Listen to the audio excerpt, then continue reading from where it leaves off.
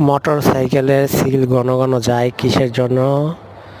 তো মূল উদ্দেশ্য হলো, তো আপনারা যদি ভাঙা চোরায় বেশি গাড়িটা ফালান, তো ওই ক্ষেত্রে আপনার সিলটার ভিতরে প্রেসার পড়ে, তো সিলটা যেতে পারে।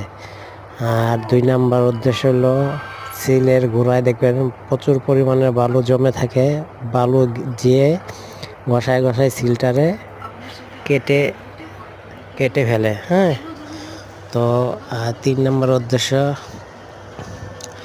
এই যে অয়েল আছে, অয়েল আপনারা 3 থেকে 4 মাস পর পর চেঞ্জ করে নেবেন, তাহলে সকেট জাম্পারটা খেলবে ভালো, সিল ভালো থাকবে। সিলের অয়েলের টেম্পার গেলে তো সিলটা কেটে যাওয়ার সম্ভাবনা বেশি থাকে, ময়লা গাদ হয়ে যায়।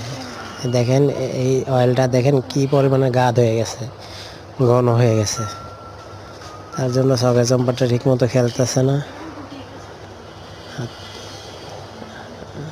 এই যে সিলটা এটা পোছা দিয়ে নেবেন।